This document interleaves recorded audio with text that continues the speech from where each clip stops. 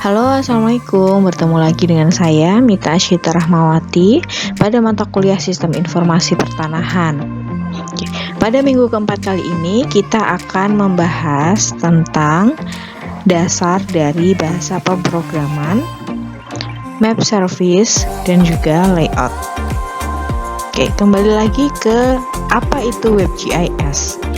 WebGIS menggunakan teknologi web namun tidak terbatas pada HTTP atau Hypertext Transfer Protocol, HTML, Hypertext Markup Language, URL, Uniform Resource Locator, JavaScript, WebSocket, dan masih banyak lagi.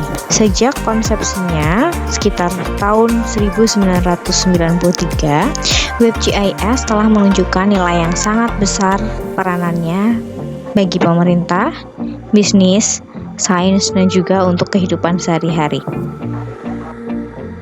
Jadi pada dasarnya untuk WebGIS sendiri memiliki 3 tingkatan arsitektur yang seperti bisa dilihat atau diilustrasikan pada gambar berikut.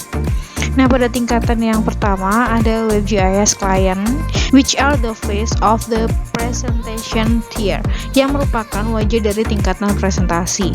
Nah, biasanya muncul dalam bentuk peta online atau hasil analisis lanjutan, seperti yang bisa dilihat di web browser, smartphone, tablet, dan juga desktop apps. Nah, selanjutnya ada WebGIS Server. Nah, ini merupakan komponen penting dari WebGIS yang menempati tingkatan menengah atau middle. Nah, di sini the content, functionality, and capability of WebGIS apps kemudian ditentukan. Nah, tanpa dukungan tingkat menengah ini, tingkat presentasi akan kehilangan dari fondasinya. Dalam bahasan ini nanti kalian akan mempelajari beberapa perangkat lunak terkait dengan WebGIS Server. Selanjutnya ada GIS Database Servers yang mewakili pada tingkatan data tier. Nah, menyimpan data sendiri diperlukan untuk mendukung dari WebGIS Server dan juga WebGIS Client. Nah, kemudian kalian akan menggunakan ada CSV, Shapefile, file geodatabase, dan juga geodatabase perusahaan yang dihosting di aplikasi GIS online, baik itu yang dilanggan maupun yang open source. Jadi kemudian mengapa kita memilih WebGIS? Jadi seperti kita tahu bahwa internet yang atau www World Wide Web, nah itu menghilangkan batasan jarak pada dunia maya. Nah, ini mungkin kan orang akan memiliki kebebasan untuk mengakses informasi secara global dan hampir seketika saat itu juga. Jadi berdasarkan keunggulan ini, maka WebGIS sendiri menawarkan banyak keunggulan dibandingkan aplikasi desktop tradisional. Nah, di sini termasuk yang pertama pada jangkauannya. Jadi WebGIS memiliki jangkauan global, di mana kalian dapat berbagi informasi geografis dengan sangat mudah pada circle kalian, orang yang kalian inginkan. Penggunanya itu bisa sangat besar. Aplikasi ini bisa digunakan orang perseorangan maupun jutaan pengguna. Sepertinya adalah biaya rendah pada pengguna. Nah, ini karena untuk membangun dari satu aplikasi WebGIS sendiri seringkali itu lebih murah daripada untuk membangun aplikasi desktop yang stand alone, dia untuk satu pengguna, satu aplikasi seperti itu. Nah, selanjutnya adalah kemampuan lintas platform yang lebih baik. Nah, untuk aplikasi WebGIS sendiri yang terutama dibuat dari JavaScript, nah dia dapat berjalan di berbagai macam platform desktop maupun seluler. Nah, selanjutnya adalah aplikasi yang mudah digunakan. Aplikasi WebGIS sendiri biasa dibuat dengan menggabungkan dari beberapa faktor, yaitu kesederhanaan, intuisi, dan kenyamanan dalam desainnya, sehingga pengguna yang memakai dapat menggunakannya dengan mudah tanpa harus mempelajari lebih dalam sebelumnya. Adalah mudah dalam perawatannya. Nah, ini yang dimaksud adalah web client yang dapat memperoleh manfaat dari program yang terbaru atau pembaruan itu dapat sangat mudah, terutama untuk administrator web, sehingga tidak perlu melakukan pembaruan secara terpisah. Aplikasinya sangat beragam. Bagi pemerintah, hal ini akan sangat membantu, terutama untuk pelayanan informasi publik, media, untuk mendorong partisipasi publik dalam kerangka kerja yang sangat kuat, juga untuk mendukung dalam pengambilan keputusan. Nah, untuk bisnis, WebGIS ini juga kemudian menciptakan model bisnis baru dan membentuk kembali yang sudah ada. Nah, ini untuk sains, WebGIS ini menciptakan area penelitian baru pastinya, dan untuk memperbarui untuk penelitian yang sudah ada. Dalam kehidupan sehari-hari, WebGIS ini sangat dekat dengan teman-teman sekalian, terutama untuk memutuskan tempat makan, tempat tinggal, berbelanja, dan juga tempat healing pastinya. Saya akan menjelaskan terkait dengan klien, server GIS, dan juga server web dan juga server aplikasi. Klien adalah tempat bagi pengguna untuk berinteraksi dengan objek spasial dan fungsi analisis di WebGIS. Ini juga merupakan tempat program GIS untuk menyajikan output bagi para pengguna. Selanjutnya ada server web dan juga server aplikasi, merupakan tempat untuk merespon dari permintaan dari browser web melalui HTTP. Nah, ketika server web itu meneruskan permintaan ke program lain, ia juga meminta layanan dari server aplikasi. Nah, sehingga server aplikasi ini bertindak sebagai penerjemah atau penghubung antara server web dan juga server GIS. Nah, server GIS adalah komponen utama yang memenuhi query spasial, melakukan analisis spasial, dan juga menghasilkan serta mengirimkan peta kepada klien berdasarkan dengan permintaan pengguna. Selanjutnya ada server data, adalah sebuah server yang melayani data. Nah, ada spasial, non-spasial dalam struktur database relasional maupun yang non-relasional. Nah, kita masuk ke GIS server. Di sini ada 4 GIS server yang sering digunakan. 4 diantaranya open source dan 1 yang berbayar. Server perangkat lunak open source yang ditulis dalam bahasa Java yang memungkinkan untuk pengguna untuk berbagi dan mengedit data geospasial. Nah, untuk pure server sendiri dirancang untuk interoperabilitas sehingga ia dapat menerbitkan data dari sumber data geospasial utama menggunakan standar yang terbuka yaitu open source. Nah, untuk sumbernya tercantum di bawah. Selanjutnya ada Map Server, adalah salah satu proyek pendiri dari Yayasan OSQ dan dikelola oleh 20 pengembang atau developer dari seluruh dunia. Jadi ini didukung oleh beragam kelompok organisasi yang mendanai mulai dari peningkatan, pemeliharaan, dan dikelola oleh OSGeo melalui Komite Pengarah Proyek Map Server yang terdiri dari pengembang dan juga kontributor. Nah, semua kode sumber tersedia secara terbuka melalui GitHub. Nah, Map Server sendiri adalah mesin rendering data geospasial open source yang ditulis dalam bahasa C. Nah, selain untuk menelusuri data GIS, Map Server juga memungkinkan kalian untuk membuat peta gambar geografis, yaitu peta yang mengarahkan pengguna ke konten, misalnya The Minnesota DNR Recreation Compass, yaitu yang menyediakan pengguna lebih dari 10.000 halaman web, laporan, dan peta melalui satu aplikasi. Nah, aplikasi yang berfungsi sebagai mesin peta untuk bagian lain dari situs. Dia menyediakan konteks spasial apabila diperlukan. Nah, untuk lebih banyak contoh nanti silahkan kalian bisa lihat di galeri situs Map Server. Map Server sendiri awalnya dikembangkan oleh proyek Universitas Minnesota, bekerja sama dengan NASA dan Departemen Sumber Daya Alam Minnesota atau MNDNR. Nah, selanjutnya adalah Mapnik. Mapnik sendiri adalah toolkit open source untuk merender peta. Antara lain, biasanya digunakan untuk merender 4 lapisan utama Sleepy Map di situs web OpenStreetMap. Nah, ini mendukung berbagai format data geospasial dan menyediakan opsi style yang fleksibel untuk merancang berbagai jenis peta.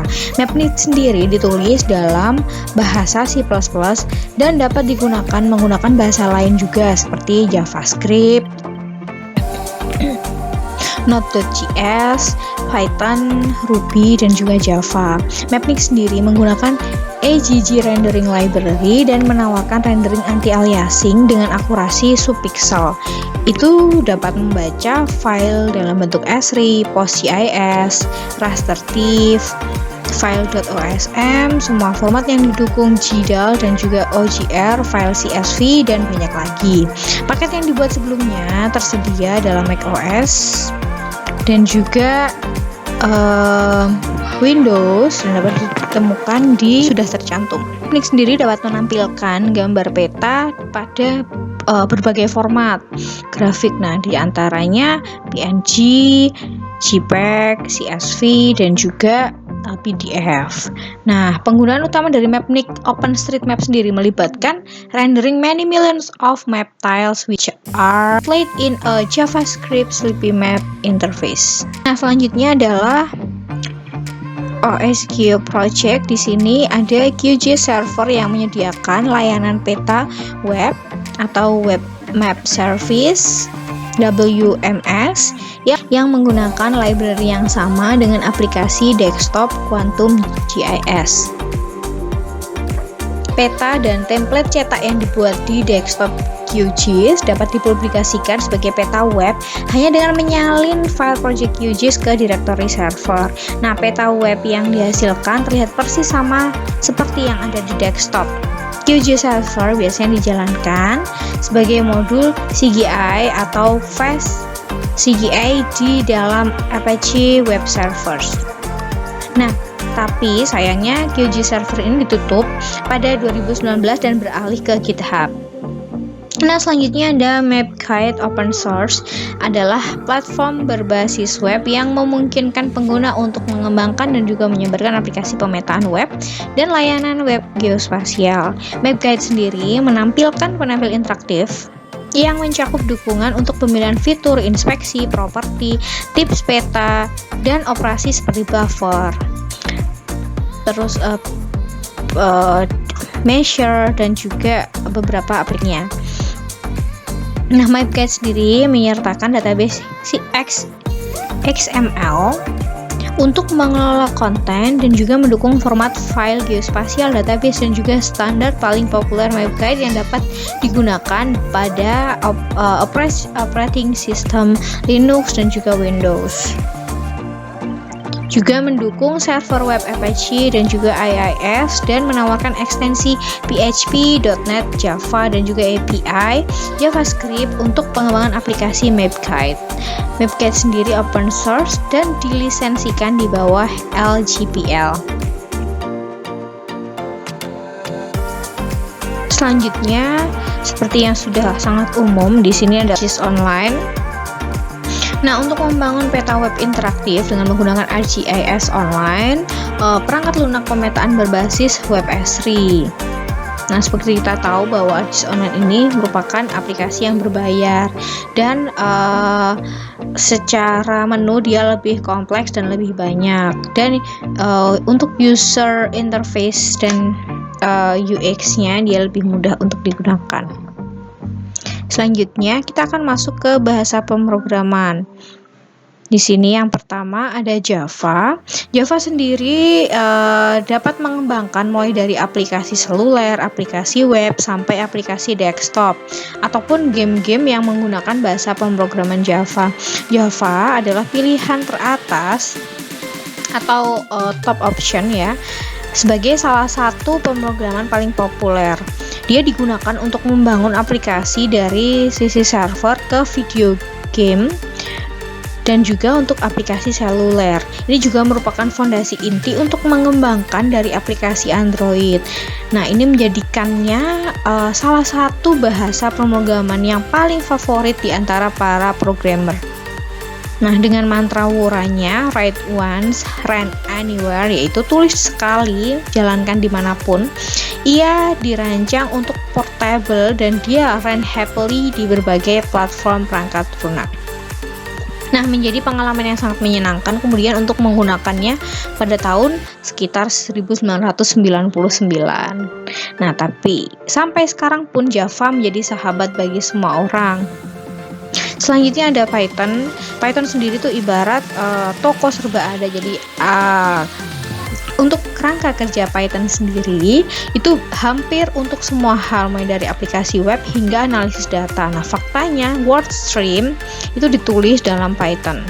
Nah, bisa jadi Python ini menjadi teman baik kalian juga nanti. Python sendiri sering digembar-gemborkan sebagai bahasa pemrograman yang mudah untuk dipelajari dengan sintaks yang jelas dan sangat lugas. Python sendiri meningkatkan popularitasnya karena investasi Google di dalamnya selama dekade terakhir. Nah, pada kenyataannya bahkan Python sendiri itu adalah bahasa pemrograman yang paling umum bahkan diajarkan di sekolah-sekolah tingkat menengah. Seperti itu. Nah, aplikasi lain yang dibangun oleh Python contohnya adalah Pinterest dan juga Instagram.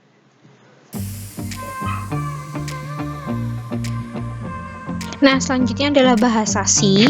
Nah, jika Anda lihat angka C, itu mungkin kamu juga akan sedikit bingung. Nah, apakah ada angka lain A atau B? Nah, kenapa harus C gitu? Nah, namun sebenarnya angka C sendiri itu bukan nilai yang sangat buruk seperti yang terlihat. Jadi ia atau si bahasa C ini sering merupakan bahasa pemrograman. Nah, C sendiri merupakan bahasa pemrograman pertama yang diajarkan di perguruan tinggi. Ya, paling tidak itu sekitar 12 tahun yang lalu ketika saya masih kuliah. Nah, ini juga pemrograman C sendiri itu cukup rendah untuk bisa dibilang level yang cukup rendah untuk bahasa pemrograman. Nah, tapi mungkin ini bisa menjadi awalan buat kalian yang pengen belajar terkait dengan bahasa pemrograman. Jadi semuanya itu masih dikerjakan secara manual karena pastinya karena masih pada level rendah itu banyak sekali compiler terkait dengan bahasa pemrograman C. Jadi kamu bisa menulis sesuatu di dalam C, kemudian kamu bisa menjalankannya itu di mana aja. Nah, selanjutnya untuk bahasa pemrograman Ruby atau dikenal Ruby on Rails. Jadi dia itu adalah pemasok utama dari aplikasi web.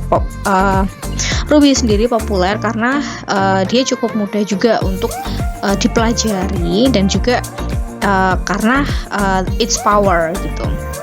Nah, Ruby Knowledge sendiri sangat diminati akhir-akhir ini. Selanjutnya ada JavaScript. Nah, JavaScript ini mungkin teman-teman agak bingung juga loh. Tadi ada Java ya, sekarang ada JavaScript. Nah, ini sedikit berbeda. Jadi untuk bahasa pemrograman JavaScript ini juga sangat umum di web. Nah, pada dasarnya bisa ditemukan di mana-mana juga. JavaScript sendiri memungkinkan pengembang untuk menambahkan elemen interaktif ke situs web mereka. Dan kehadirannya itu bisa kalian temukan di seluruh internet bahkan seperti itu. Nah, selanjutnya ada C# ya. Di situ bukan C# buat kalian para penggemar Twitter, Instagram. Nah, C# sendiri adalah bahasa yang digunakan untuk mengembangkan aplikasi Microsoft. Nah, C# secara sintaks dia hampir mirip dengan Java.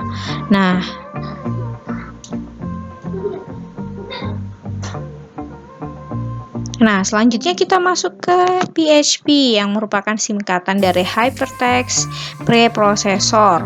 Nah, sering digunakan bersama dengan situs web dan juga pengembangan aplikasi yang dengan data yang dinamis. Nah, ini memberikan banyak power dan juga merupakan jantung dari situs-situs monster seperti WordPress, Facebook. Nah, apakah yang benar-benar keren gitu ya tentang PHP sendiri adalah bahwa ini adalah bahasa dengan sumber yang terbuka. Jadi ada beberapa modul pre-build yang gratis yang dapat kalian ambil dan juga modifikasi yang kalian bisa modifikasi untuk mendapatkan hasil yang ideal. PHP sendiri juga berada di ujung spektrum pembelajaran yang mudah. Hanya mengharuskan Anda untuk menyematkan kode pada HTML atau HTML, sehingga PHP sendiri adalah bahasa yang dipelajari biasanya untuk para calon web developer. Selanjutnya ada SQL, adalah query basis data atau singkatannya Structured Query Language, yang ideal kita membangun suatu data yang besar.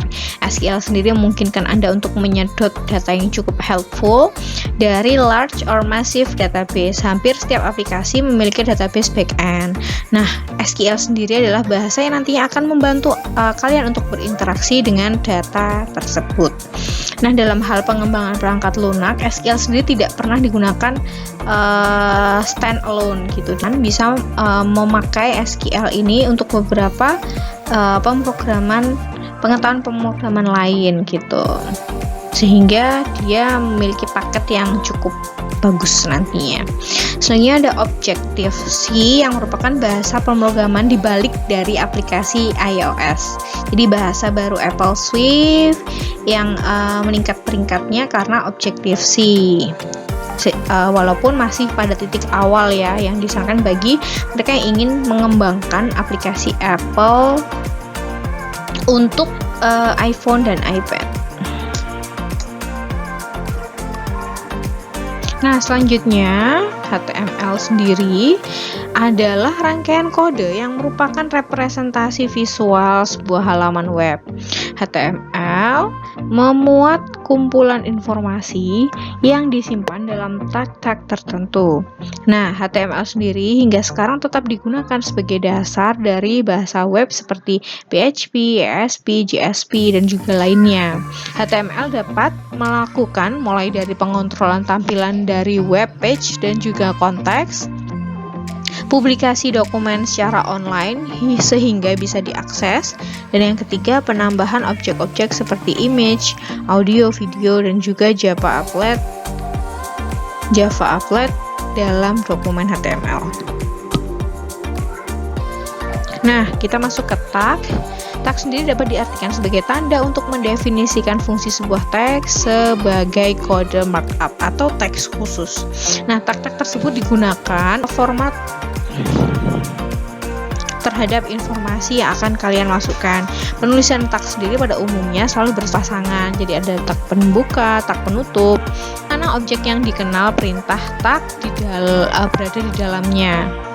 Namun ada sebagian juga yang tidak, terkadang nilai yang dimasukkan dengan atribut khusus. Elemen, di sini elemen HTML adalah esensi dari dokumen HTML yang memberikan petunjuk bagaimana sebuah situs web ditampilkan dalam browser. Nah, untuk elemen HTML sendiri secara umum terdiri dari ada tag pembuka, isi atau konten, terus ditutup dengan tag penutup. Nah, ada beberapa elemen yang tidak memiliki konten umum dan juga tag penutup. Elemen itu disebut dengan void element. Void element menampilkan nilai yang dimilikinya melalui atribut khusus. Nah, elemen terdiri dari beberapa tingkatan di dalamnya. Ada elemen tertinggi disebut dengan elemen struktur yang mencakup di dalamnya ada HTML, head, dan juga body. Nah, ini adalah elemen struktur yang merupakan elemen tertinggi tingkatannya, yaitu elemen yang memiliki banyak elemen yang ketergantungan di dalamnya. Nah, di dalamnya ada elemen HTML, head, dan body dengan keterangan sebagai mana yang bisa terlihat elemen berikut. Yang adalah elemen head, yaitu elemen ini menjadi tempat untuk informasi paling umum pada suatu dokumen HTML. Nah, elemen yang terkandung di dalamnya dapat dilihat dalam tabel berikut.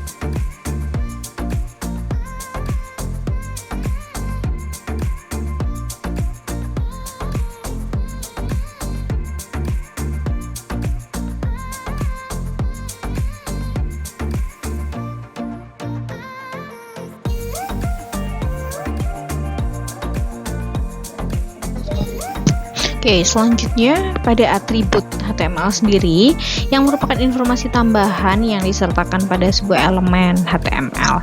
Atribut memiliki berbagai macam fungsi yang membantu HTML dalam berbagai macam hal hingga berhubungan dengan PHP, CSS, dan juga JavaScript. Nah, atribut umum yang bisa digunakan dalam setiap elemen HTML sendiri dapat dilihat pada tabel berikut. Nah, ini ada mulai dari elemen kelas, ID, style, dan juga name. Nah, ini untuk contoh dari struktur dasar HTML. Berikut adalah penjelasan yang akan saya sampaikan. Di situ ada tag HTML digunakan untuk menyatakan halaman website menggunakan bahasa HTML. Nah, selanjutnya ada tag head adalah kepala dari halaman website, digunakan untuk menambahkan banyak informasi seperti metadata, CSS, dan JavaScript, font, dan juga lain-lain. Selanjutnya ada tag title, di situ digunakan untuk menyatakan title website yang disimpan pada tag head. Nah, ada tag body, digunakan untuk menampilkan isi dari website, baik itu image, text, video, music, dan juga sebagainya. Untuk CSS sendiri ada 3 macam, ada inline CSS, ada embedded CSS, dan juga ada external CSS. Nah, untuk CSS inline ini ditulis langsung ke dalam tag HTML. Nah, penulisan CSS sendiri dengan cara ini tidak memerlukan selektor dalam kode CSS-nya. Nah, untuk penulisannya jika ingin menggunakan format suatu elemen bisa digunakan satu kali seperti contoh berikut. Selanjutnya adalah embedded CSS. Pemakaian embedded CSS sendiri dengan cara menempelkan kode CSS di antara tag head dan juga penutup head yang diawali dengan tag style dan juga diakhiri dengan penutup style seperti contoh berikut. Nah, selanjutnya adalah untuk external CSS. Di sana adalah cara pemakaian external CSS ditulis dengan satu file terpisah yang disimpan dengan akhiran .css dan juga ekstensinya berupa .css. Untuk menggunakannya kemudian menuliskan CSS yang akan diimplementasikan. Nah, kemudian untuk memanggil file CSS tersebut dari semua halaman web, diantaranya ada tag head dan juga linkkan file CSS dengan menuliskan sebagaimana contoh.